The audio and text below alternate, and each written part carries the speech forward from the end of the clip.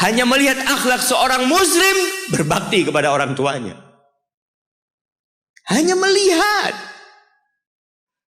Dia nggak bicara apa-apa. Ahibbati fillah.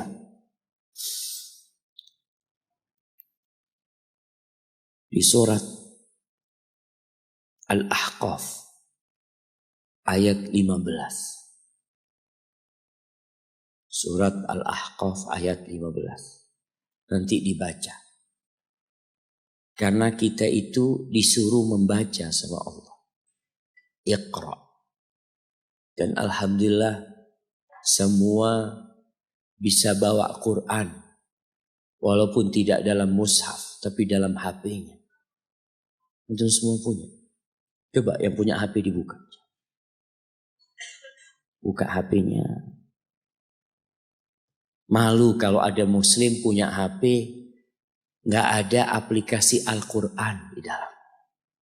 WhatsApp ada, YouTube ada, Facebook ada, game ada.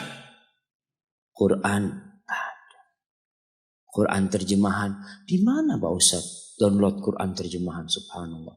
Seharusnya pertama antum beli HP yang di download adalah Al-Quran. Allah mengatakan wa wassaynal insana biwalidayhi ihsana. Kata Allah, kami mewasiatkan kepada manusia, memerintahkan kepada manusia agar berbuat baik kepada kedua orang tuanya. Jadi yang nyuruh antum berbuat baik itu bukan paman antum, bukan ustadz, tapi Allah. Allah perintahkan kepada kita untuk berbuat baik sama orang tua. Walaupun orang tua antum kafir. Ada sebagian pertanyaan yang kadang kala datang mengatakan, ustadz, anak ini dibuang sama orang tua anak dulu ustadz. Anak punya bapak menceraikan ibu anak. Ibu anak akhirnya bekerja, bapak anak bekerja, anak dititipkan ke kakek dan nenek. Sekarang ketika anak sukses, bapak ibu anak ingin anak berbakti sama dia. Subhanallah, yang nyuruh antum berbakti bukan bapak ibu antum, tapi yang menciptakan antum yang nyuruh antum berbakti. Cukup. Tubuh antum itu berasal dari darah orang tua antum. Lalu antum berpikir gak mau berbakti sama orang tua. Yang orang tuanya jahat sama dia, merasa dizalimin sama orang tua. Orang tua anak pilih kasih Ustaz. Orang tua anak seperti ini, seperti itu. Iya, seburuk apapun orang tuamu, tetap itu orang tuamu. Dan Allah nyuruh kamu berbuat baik sama orang tua. Wallahi jamaah, ada seorang syekh cerita dalam salah satu ceramahnya, cerita tentang seorang dokter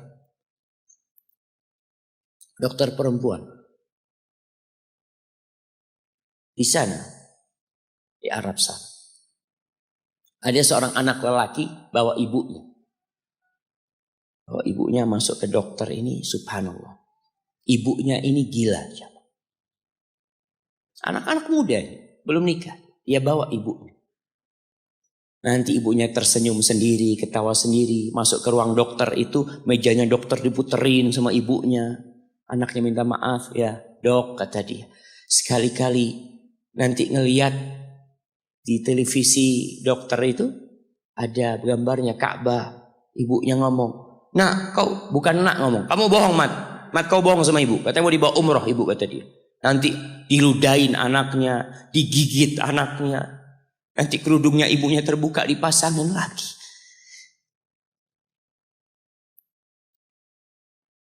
Itu dokter tanya sama anaknya, ini siapa? Ibu anak, kata dia. Sejak kapan dia seperti ini? Sejak lahir. Loh, terus gimana engkau bisa lahir? Iya, sama kakek anak, ibu anak dinikahkan. Tapi 10 bulan diceraikan. Ya karena seperti ini Pak. Anak akhir dari rahim ibu. Dan seperti ini kelakuan. Iya kata dia. Engkau berbakti sama dia, kata dia. Dia kan gak kenal sama engkau. Iya dia gak tahu sama anak. Tapi Allah tahu kalau dia ibu anak kan. Allah tahu kalau dia ibu anak.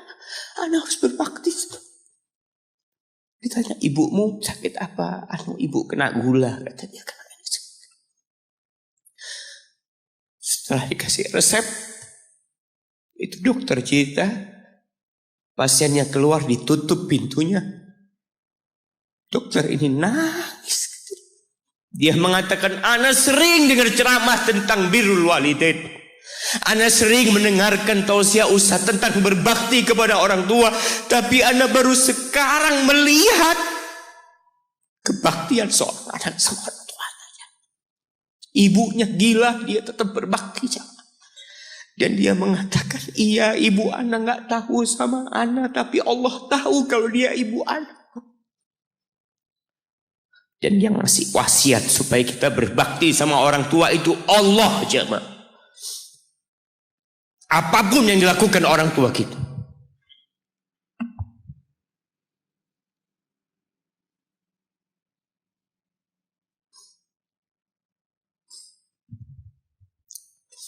Apalagi ibu.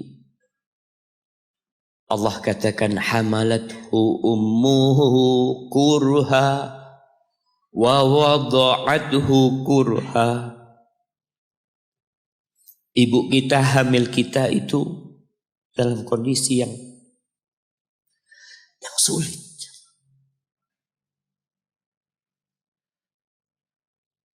Ada ibu yang harus bed rest demi anaknya lahir. Demi kita lahir, ibu kita itu bed rest. Capek dikit keluar darah. Ada yang harus hamil kita dalam kondisi dia ditinggal sama suami. Dia harus cari nafkah sendiri. Ada yang harus muntah-muntah demi kita. Allah. Lalu kita berdiri buat ibu kita. Capek. Diceritakan seorang. Ya kita semua tahu ceritanya. Tentang 3 orang yang masuk ke dalam gua. Kemudian gua itu tertutup dengan batu yang menggelinding. Lalu mereka bertawasul dengan amal soleh mereka. Salah satunya yang mengatakan, Ya Rabbi, Allahumma, Ya Allah, aku punya 2 orang tua. Aku punya 2 orang tua. Yang aku senantiasa memberikan susu kepada keduanya sebelum keluarga yang lain minum susu. Dia sudah menikah, dia punya istri, punya anak. Pada suatu hari, ya Allah, aku kejauhan cari rumput. Sehingga aku balik dalam kondisi orang tua sudah tidur. Maka aku peraskan susu buat keduanya, ya Allah. Allah tahu, tapi dia mau cerita sama Allah. Dia ingin tawasul dengan amal soleh dia. Lalu aku taruh di wadah. Aku datang ke bapak ibuku, mereka tidur. Maka aku berdiri di hadapan kedua. Jamaah, bukankah bisa dia taruh di sebelah meja ibunya susu itu? Dia ambilkan meja, taruh di sana, dia bisa tidur. Dia sudah berbakti sama orang tuanya dengan seperti itu. Tapi anak ini tidak. Aku berdiri, ya Allah, aku gak ingin membangunkan keduanya. Dan aku terus berdiri, aku pegang itu susunya. Sampai mau subuh bangun, aku serahkan kepada kedua. Anak-anaknya nangis minta susu. Kata dia, lah, sampai bapak ibu aku minum. Kalian jangan minum. Kita kadang-kala sudah menikah lebih peduli sama istri kita. Lebih peduli sama anak-anak kita. Nggak ada hadis yang mengatakan anak itu pintu surga, jemaah. Yang ada itu orang tua pintu surga. Kita peduli sama anak-anak kita. Beli oleh-oleh buat istrinya. Ditelepon istrinya mau apa, kepingin apa. Pernahkah engkau telepon ibumu? Tanya Umi, kepingin apa Umi? Ana lagi dalam perjalanan Umi. Jamaah, itu anak Masya Allah, dia berdiri. Kenapa dia kuat jamaah? Karena dia tahu Allah yang nyuruh dia berbakti. Mungkin tidak ada yang melihat berdirinya dia, tapi Nabi ceritakan berdirinya dia. Dari malam jamaah sampai pagi. Berapa jam dia ingat, ibuku hamil aku 9 bulan. Capek. Ana semakin tahu dengan tugas besar seorang ibu dan pengorbanan seorang ibu. Setelah Ana menikah. Setelah Ana tahu bagaimana istri Ana hamil. Ketika dia harus tidur gak enak. Makan muntah. Muntah aja Ana melihat istri Ana sampai lemas dia. Ana ingat begini ibu Ana hamil. Lalu kita lupa jemaah. Kita sok sukses. Mungkin engkau lebih sukses dari orang tuamu. Tapi kalau nggak ada bapak ibu, engkau nggak akan pernah lahir di muka bumi. Allah ceritakan ibunya hamil dia. Wa wada'athu kurha. Dan melahirkannya dalam kondisi sulit. Kadangkala perut ibu kita itu disobek. Demi kita keluar dari perut ibu kita. Antum meninggalkan luka di ibu. Itu dijahit. Kalau antum anak ketiga, Allahu Akbar. Berapa kali dibelah perut ibu kita coba. Tubuhnya jadi jelek gara-gara kita. Tapi dia gak peduli, yang penting antum lahir dengan selamat. Kalau ibu kita dikasih pilihan. Ini gak bisa diselamatkan dua-dua. Salah satunya akan meninggal dulu. Kira-kira apa kata ibu antum? Iya, gak apa-apa dok, selamatkan bayinya dok. Gak apa-apa dok, biar dia lahir dok. Subhanallah. Berapa banyak ibu yang meninggal dunia ketika dia melahirkan anak. Wa hamluhu wa fisaluhu 30 syahra. Hamilnya dan menyusuinya itu 30 bulan. Artinya bukan ketika antum lahir selesai lelahnya ibu kita. Memang ketika antum lahir dengan selamat, Allahu Akbar. Ibu itu lupa dengan rasa sakit dia 9 bulan. Ibu itu lupa dengan jeritan dia mengeluarkan kita ketika kesakitan. Itu lupa. Dia tersenyum, dia bawa anaknya, ditaruh di dadanya. Allahu Akbar. Kalaupun ada air mata yang menetes, itu air mata kebahagiaan orang tua dengan hadirnya kita di muka bumi ini. Lalu kita bisa berjalan. Kita gak bisa apa-apa lahirnya. Allah rekam kebaikan ibu kita. Kita disusui sama ibu kita. Berapa bulan? 2 tahun. 24 bulan disusui. Mungkin ada yang kurang, mungkin ada yang lebih. Tapi yang jelas kondisi kita tidak bisa berbuat apa-apa. Kita hanya bisa menangis jemaah. Antum lapar menangis, buang kotoran menangis. Siapa yang datang membersihkan kotoran antum? Ibu antum. Yang gendong antum siapa? Ibu antum. Dia susui. Subhanallah, sampai anaknya agak besar sedikit, diajari bicara sama ibunya, diajak ngomong sama ibunya, diajarin berdiri sama ibunya, diajarin berjalan sama orang tuanya. Allahu Akbar. Kemudian ketika antum sukses, antum berangkat ke luar negeri, antum berangkat ke luar kota, meninggalkan kedua orang tua antum, boleh, asalkan dengan ridho orang tua antum. Kalau ibu antum telepon, antum di Batu sini, kuliah, sampai sukses jadi pengusaha di sini. Ibu antum di kampung telepon, nah Ibu ingin engkau balik ke kampung. Jangan pernah mengatakan, Bu, anak kerjanya di sini, Ibu. Saya ditugaskan di sini. Tinggalkan semua pekerjaanmu, pulang ke rumah. Ustaz, gimana dengan istri dan anak-anak anak? Yang ngasih makan istri sama anak-anak antum itu Allah Jalla Jalla. Bawa pulang ke kampung. Hidup sama ibu antum. Jamaah, ada seorang sahabat yang izin untuk berjihad. Izin untuk mendapatkan surga yang paling tinggi. Izin untuk bisa memberikan syafaat kepada 70 dari keluarganya.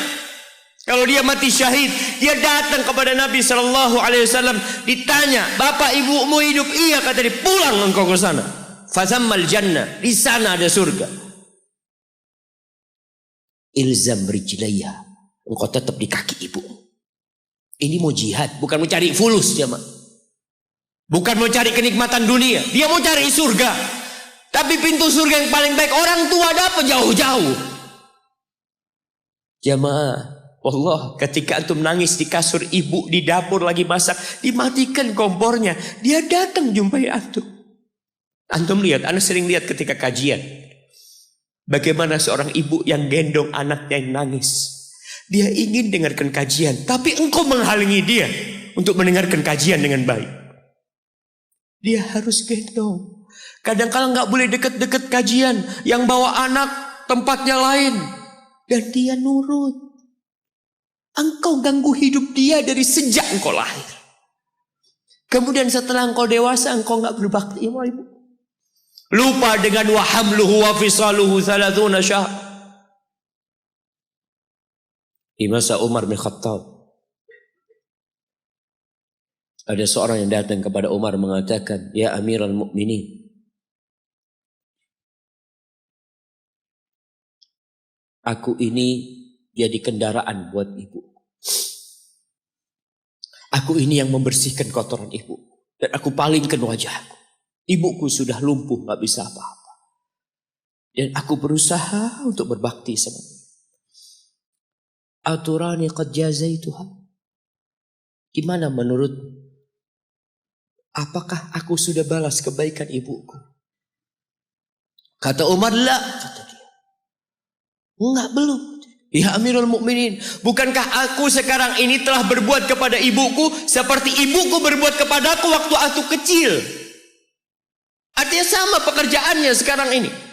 Aku yang menyuapin ibuku, aku yang membersihkan ibuku, yang mengantarkan dia ke kamar mandi. Semua yang pernah dilakukan ibuku, kira-kira sudah aku lakukan semua sekarang.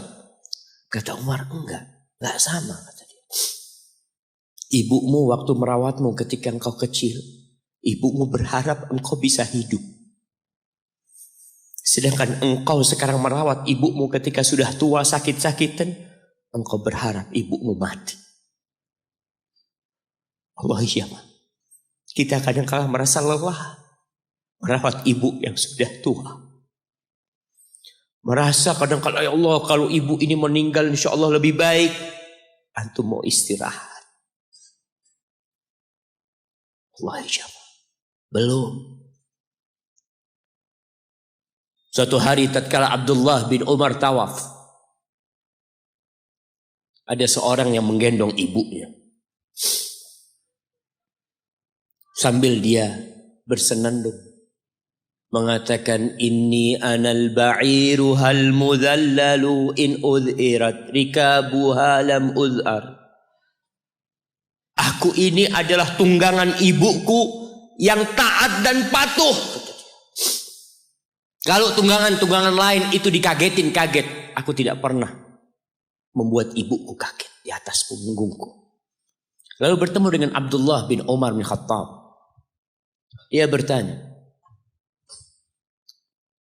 kira-kira aku sudah balas enggak kebaikan ibuku? Aku ini bawa ibuku dari Yaman. Dari Yaman. Mungkin 2000 kilometer. Dia gendong ibu. Sampai melaksanakan ibadah haji semua dia di punggung, ibunya di punggungnya. Dia tanya, aku sudah balas enggak kebaikan ibuku? Apa kata Abdullah bin Umar bin Khattab? wala bitalqatin min talaqat. Rasa sakit ibumu ketika dia mengeluarkanmu, yang ibu itu kesakitan, satu rasa sakitnya belum engkau balas. Bagaimana dengan kebaikan dia yang lainnya? Tapi engkau telah berbuat baik kepada ibu. Maka kita nggak boleh merasa sudah berbuat baik sama ibu kita. Apalagi merasa sudah balas budi.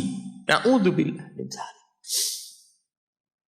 Lalu Allah ceritakan kondisi manusia. Tetap kita masih di surat Al-Ahqaf ayat 15. Allah mengatakan hatta idza balagha ashuddahu wa balagha arba'ina sana. Sampai ketika manusia ini mencapai masa mudanya, masa kuatnya, sampai umur 40 tahun, orang ini berkata, qala rabbi auzi'ni an ashkura ni'mataka allati an'amta alayya wa ala walidayya wa an a'mala salihan tardah wa aslih li fi dhurriyyati inni tubtu ilaika wa inni minal muslimin. Ini doa yang dianjurkan dibaca kalau orang umurnya 40 tahun.